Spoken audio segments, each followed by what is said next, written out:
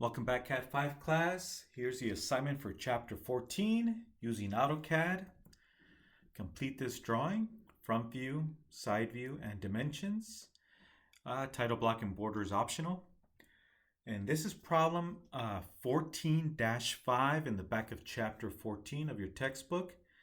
And they reference one of the assemblies in a previous chapter. They don't provide a picture for you, but here it is. So I'm showing you the picture of the part. Okay, so let's go to AutoCAD. I'll open up one of my old files that already has the layers set up, so I don't have to create layers from scratch on a brand new file. Okay, so let me go ahead and save this as problem 14-5.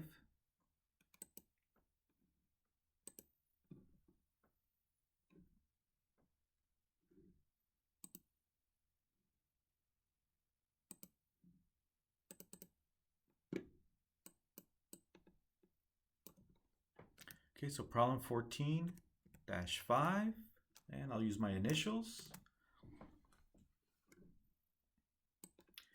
And look up here at the top and you'll see that it'll change from the old file name to the new one, problem 14-5 with my initials.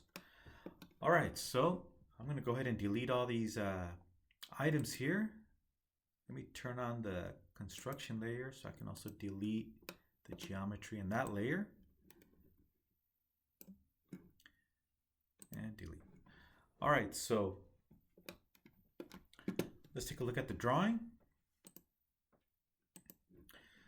All right, so we're gonna actually draw the side view first. You can call this the front view and this one the left side view.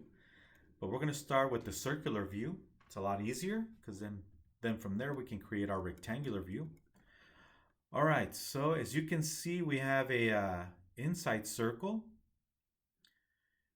It can be anywhere from 25.052 millimeters all the way down to 25 millimeters. Okay, so that's the wiggle room. 0.052 millimeters is the wiggle room. That's the tolerance. Just subtract the high from the low. I should say the low from the high. And you have a tolerance or wiggle room of 0.052 millimeters. That's actually a pretty tight tolerance for millimeters. Okay, and then we'll come back and draw our large circle. Okay, so for the small circle, we'll do a 25 millimeter diameter. That's the basic, right? If we round off, that's 25 millimeters. And for the large circle, we have a diameter of 30.061 as low as 30.048. So this is the tolerance. Subtract the two, and that'll give us the tolerance. That's the wiggle room. So for the large circle, we'll use a basic dimension, right? We're rounding off. We're going to use 30. Even though 30 doesn't fall in the range, in the high, between the high and the low limit, we're going to round off to 30. Okay, that's our basic number. That's what we're aiming for. So let's go ahead and draw those circles. All right, so let me go over to the visible layer and draw the circular view. And I'm going to roll the wheel so I can zoom in and out. I'll draw the circular view on this side. Okay, so circle. And we're going to type in a diameter. So first let me click the location. And I'm going to click on the word diameter because I'm not going to insert a radius or type in a radius. I'm going to type in a diameter. There it is, diameter. I'm going to go with 25 units for the small one. And enter. If you don't see your circle, maybe you're zoomed in too far in and you can't see it, just double click on the wheel. So you can do a zoom fit. There it is. Okay, so now let's draw the 30. So circle again. And make sure it's centered with the first circle, right? There it is, I'm centered. So it'll be concentric. And we're gonna click on the word diameter again. And I'm gonna type in 30 units, in this case 30 millimeters. And there's our circles, ta-da! So we're almost there, right? Okay, so even though 30 is outside the range, that's our basic dimension. Just happens to be on the heavier side, larger than 30 millimeters in diameter. That's okay. All right, so we're going to go ahead now and draw our rectangular view. So what I'm going to do is from this top quadrant, I'm going to go across. So this is 100 millimeters in length. So I'm going to add an extra, I don't know, 50 for spacing. So I'm going to go from this point, I'm going to go 150. So the 50 is to account for the spacing between the views. Then I'll go 30 down, 100 across, and 30 up. All right, so let's go ahead and draw our rectangular view. Okay, so using line command at the top quadrant, there it is. Click, and I'm gonna make sure you have ortho on. So I have ortho on. So I'm gonna go across 150. So 100 for the length of the bushing plus 50 for spacing between the views. So 150, enter. Roll the wheel so I can zoom out a little bit. Roll the wheel, there it is. Then I'm going to go downward 30. So we're using our basic dimension of 30 for the diameter. And enter. And the length is 100. Okay, so 100, enter. And then we can go straight up 30, right? That's the basic dimension for the diameter, and enter. Okay, so now I can right click, enter to exit, and there's our side view, our rectangular view. We can always add more space later on once we start adding our dimensions. So let me go ahead and shorten this using our grips. And there it is. Hit escape to deselect. All right, so pretty straightforward. All right, so let's go ahead and draw in our green center lines.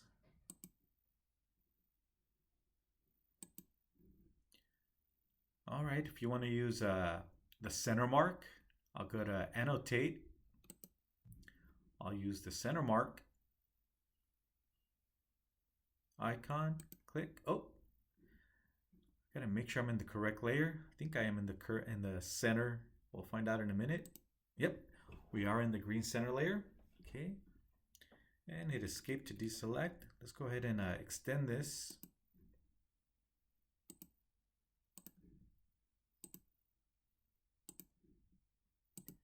We always want to go beyond the circle or arc when it comes to our green center lines. Okay, there it is. Okay, we also need a center line for our rectangular view. We have the option of using center line. So to find the line right in between our two horizontal lines. So let's go ahead and play with center line. Click. So I'm going to select this horizontal line and the lower horizontal line, and it'll add my center line right in the middle, right? Okay, let me hit escape to exit the command, and I'll use the grips to extend.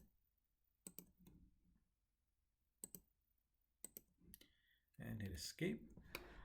All right, so some of you are saying, hey, I don't see the center line marks. We'll worry about those. We'll worry about the gaps. LTS, line type scale at the very end. Okay, let's throw in our red hidden lines. So let's go back to the Home tab and go to the hidden layer.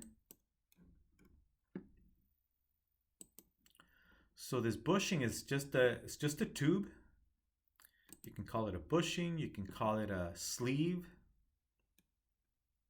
Make sure you have ortho on.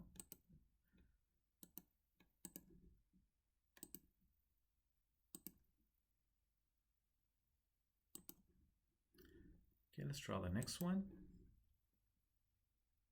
From the quadrant, lower quadrant of the smaller circle. So we're basically just drawing a tube. That's what we're doing.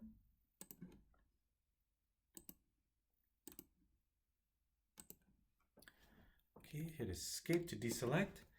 And we're almost there. Okay, so we have our front and side view. Okay, all we need now are the dimensions. Okay, so let's go to our drawing. Okay, so we have a length of 100. We have a diameter. So it's on the heavy side. Now, when you order a bushing like this, you're going to be looking for a 30 millimeter diameter shaft with the hole of 25 millimeters. That's the way you look it up on the catalog. And then you can deviate from it by picking what tolerance you want to use. So maybe this is the tolerance available in the catalog that you order this part from. If it's not available, then you can always send it out to a machine shop to make it for you. It'll be a little bit more pricey. If you can order it from a catalog, it'll be cheaper, maybe 5 times cheaper ordering it from a catalog. So this is a brass bushing, okay, that goes inside of a hole. And that's so it doesn't wear down the hole on the actual part. It's better to wear down a brass bushing or bronze bushing. And if it wears down, you can always tap it out and replace it with a new one. All right, so in this case, this goes inside of a pulley.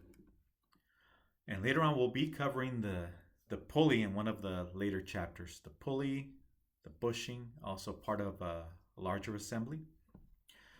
All right, so we do have a tolerance on these two dimensions. Some of you are wondering, hey, what's the tolerance on this one? So the tolerance on this one is not a big deal. It can actually be a little bit slightly larger or smaller. These tolerances for the diameters are very tight because something is going to slide inside the hole, right? A shaft. And for the sleeve or bushing, this has to slide inside of a pulley. The pulley has a hole diameter that's just slightly smaller than the size of our diameter for our bushing, which is slightly over 30 millimeters. So friction is to hold it in place. So you are to tap this inside of a pulley, and it has a hole right in the center, just slightly smaller than the diameter of our bushing. Okay, so where's the tolerance for the 100? So if there is no tolerance, you have to look in the title block. Okay, so we'll talk more about this later on when we do a complete set of drawings. But just to give you a preview, so anytime you don't see the tolerance and the dimension, you look in the title block. Okay, so this is inches. Our assignment is in millimeters. But if it was inches, right, you would count the number of decimal places. If your dimension has 1 decimal place, then this is your tolerance, plus or minus 0.030 thousandths. So this is tenths, hundredths, thousandths, right? So you start at the decimal. First digit is tenths, second digit hundredths, third digit thousandths, and so on. Okay, and 30 thousandths, that's slightly thicker than a credit card. Okay, if you have 2 decimal places, then you use this tolerance, plus or minus 0.010. Okay, that's 10 thousandths. If it's 3 decimal places, 0.xxx, plus or minus 0.002 thousandths. That's about half the thickness of a human hair. Okay, a human hair is around 4 thou or 5 thousandths.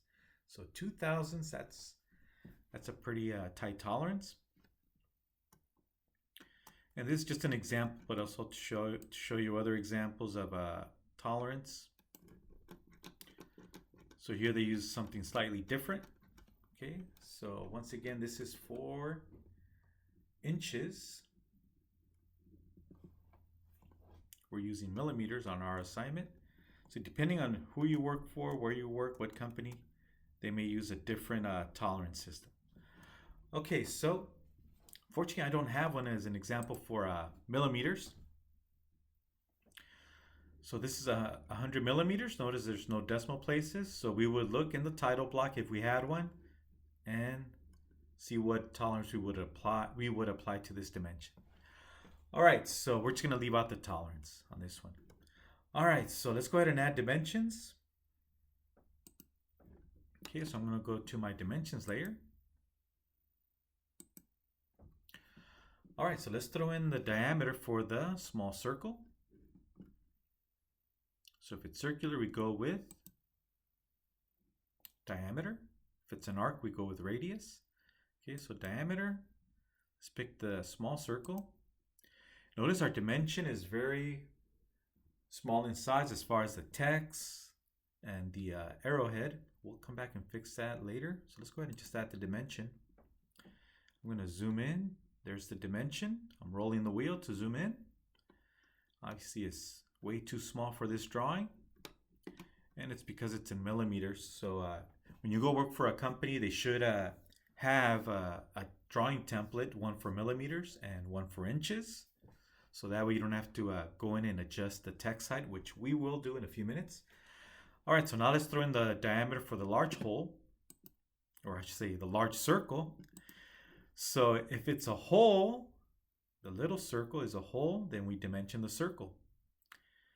If the circle represents a solid, then we dimension the rectangular view. So the 30 millimeter diameter will go on the rectangular view. Again, because the circle represents a solid, we have to dimension the rectangular view. If the circle represents a hole, like the 25 millimeter, then we dimension the circle. All right, so let's go ahead and add that dimension. Okay, so we'll go with a linear dimension.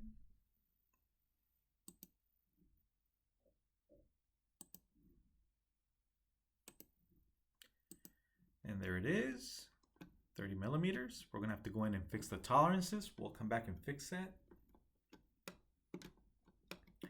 And we need an overall dimension.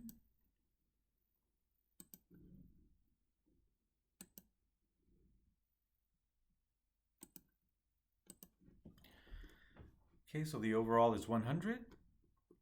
Okay, so we need to fix the decimal places on the 100. Should be no decimal places.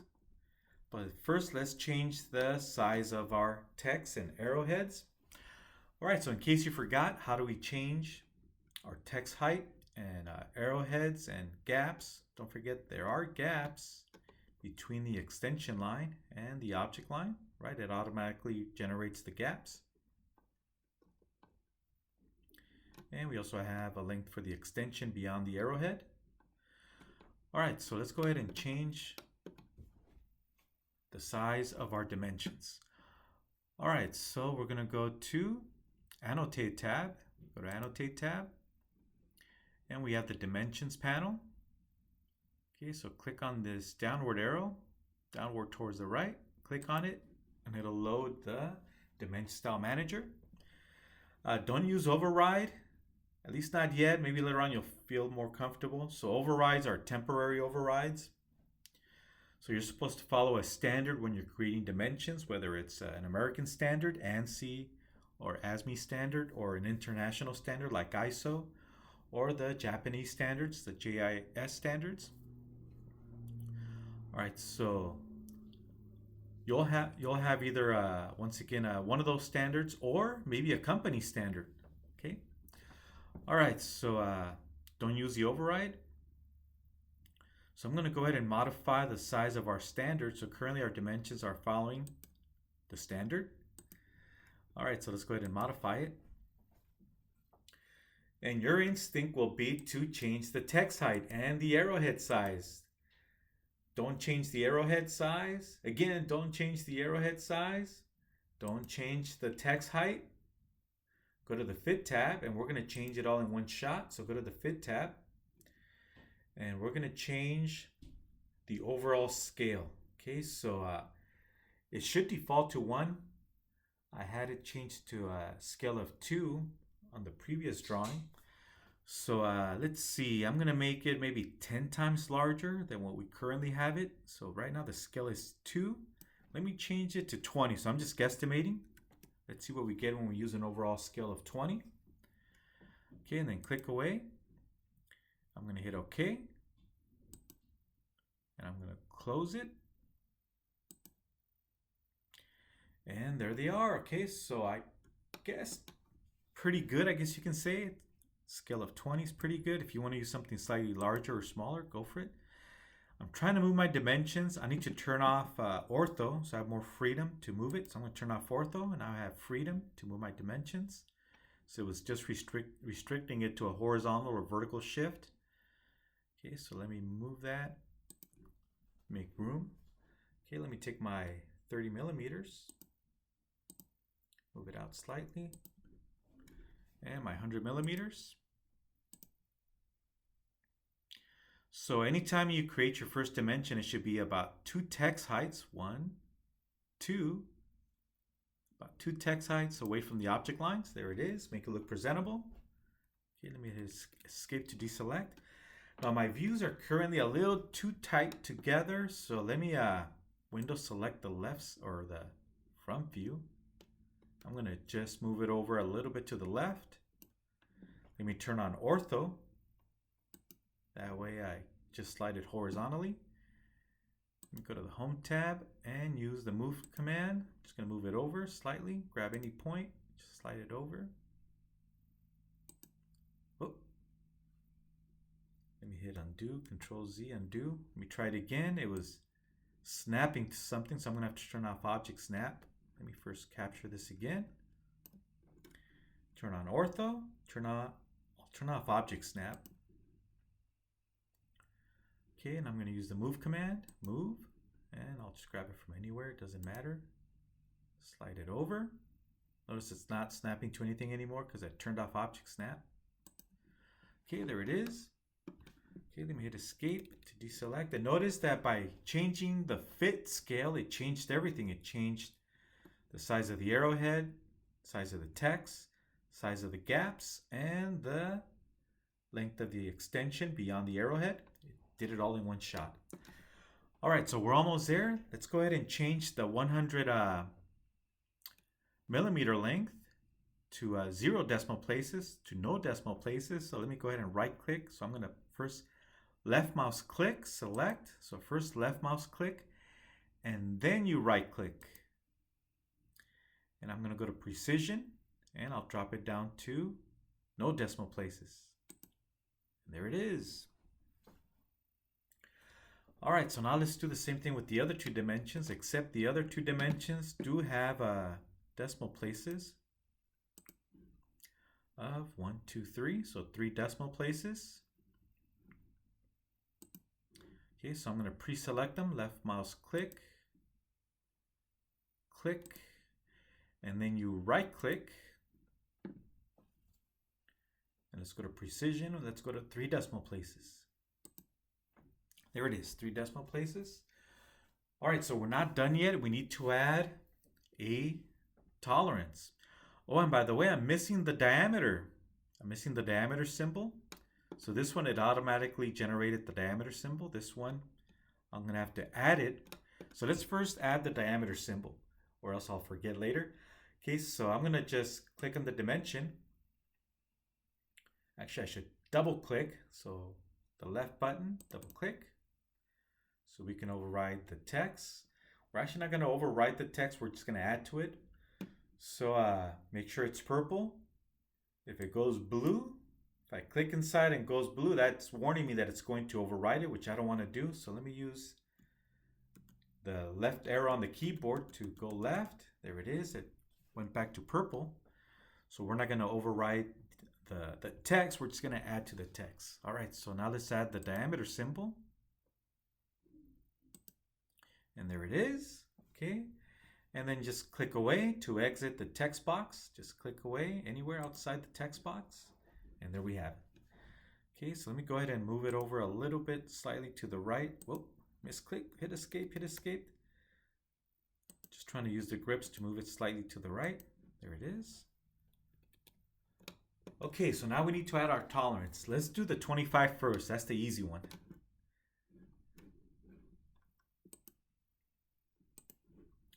Okay, so we have a tolerance of 0.052. So our high limit is 0.052. Our low is 25.000.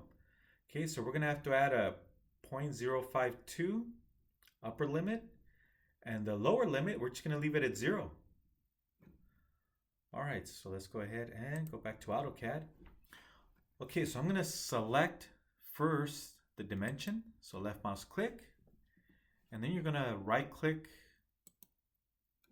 properties. Okay, so everything you see in Dimension Style Manager, you'll see it here on this window.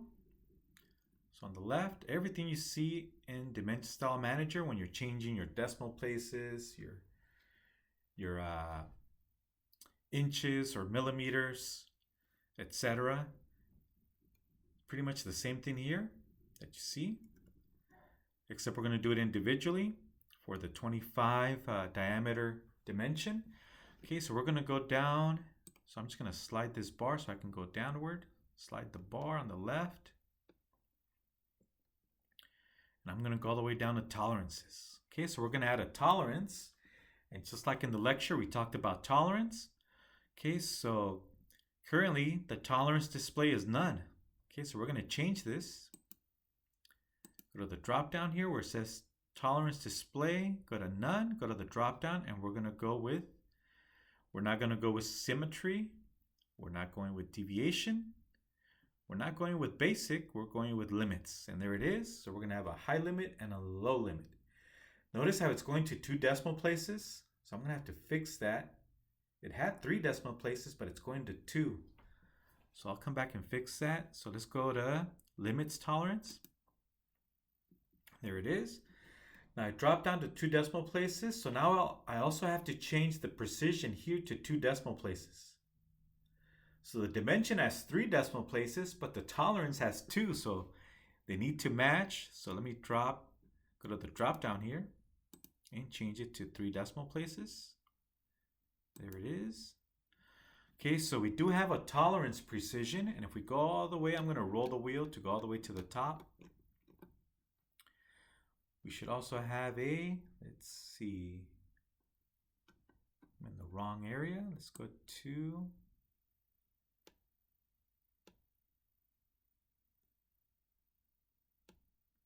there it is, primary units.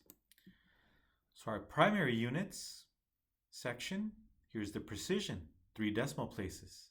Okay, so the dimension, precision, or decimal places, in this case 3, has to match our tolerance precision, right? Or decimal places. Okay, 3 in this case. All right, so now I'm going to click away. All right, so now we need to add that number. So if we go back to the PDF file, we're going to add a 52 on the high side and 0 to the bottom. So let's add 0.052. Okay, so for the upper limit, here's the upper limit. We're going to type in 0.052 and click away. And it should add it. Oh, didn't add it. Let's go in again. I'm going to type it in one more time. Upper limit 0.052. Let me hit enter. Nope, it's not accepting it. Okay, so let's see.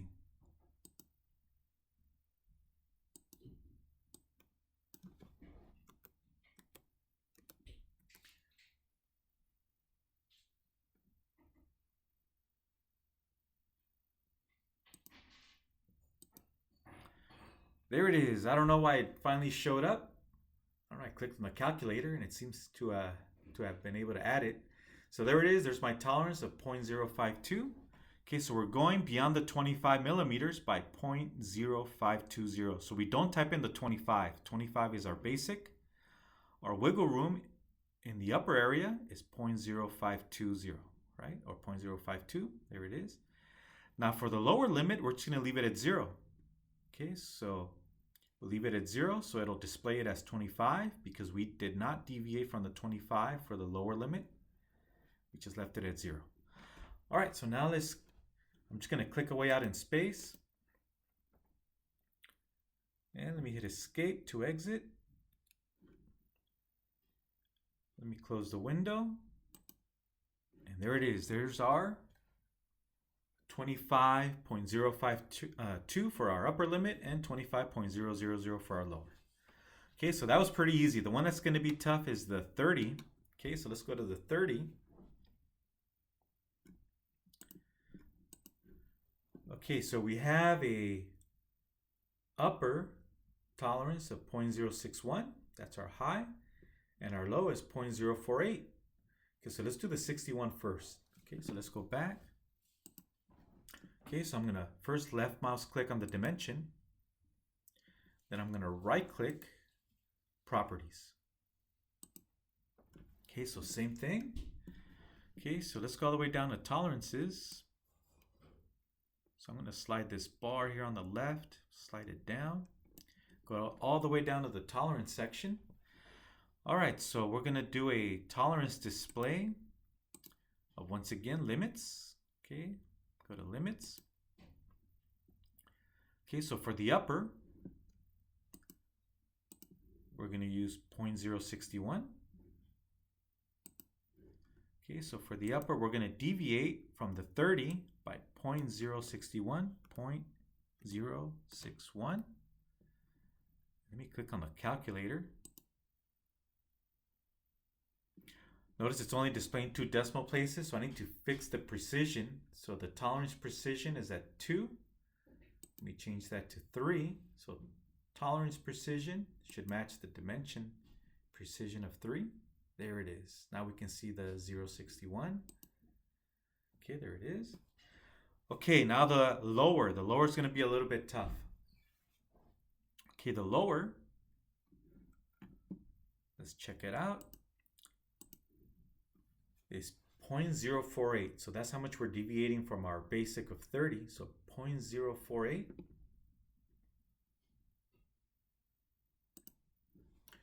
Okay, so for the lower, 0.048. Then click on the little calculator. It's like, hey, that doesn't look right. It's supposed to be 30.048. It doesn't look right. So it's actually going in the wrong direction. Even though we don't see it, it's going in the negative direction. So we're going to counter the negative with another negative to make it positive 0.48. So we're going to go back in here. And where we have 0.048, we're going to add a minus. Okay, so let me highlight it and type in minus 0.048, and that'll change the direction. Okay, let me click on the calculator. Keep an eye over here on the right. And now it's correct, 30.048. Okay, so we had to throw in that minus to reverse the direction into the positive. So minus times minus, or negative times negative, is positive. Okay, so I can now exit. I'm just going to click the little X here. And we're done. Let me hit escape to deselect. And there's plenty of room in between the views. All right, so let's go ahead and take a look at the answer key, or the handout, I should say, both the same. Handout and answer key, it's all here. Okay, so we have our hidden line, center line. So we need to now play with the LTS. We have all the dimensions. Let's play with LTS so we can see the gaps. So in the command line, I'm going to type in LTS for line type scale, right? LTS, not as easy as 1, 2, 3, enter.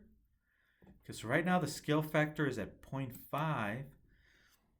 Okay, so if I was to really zoom in, you can actually see the gaps if you really zoom in. So they're there. They are there. Okay, so let me increase it to, I don't know, let me try 10. I'm just guessing here. Enter. Oh, got lucky. Okay, so 10 works fine. Okay, so LTS is optional. If you want to play with the LTS, I'll leave it up to you. If you leave it alone, I'm okay with it. I just want to make sure that everything's in the correct layer. Hidden lines in the red hidden layer, center lines in the center line layer, and obviously the wide visible object lines in the object layer, and dimensions in the dimension layer. All right, so that's the end of this video, and I'll see you in the next one.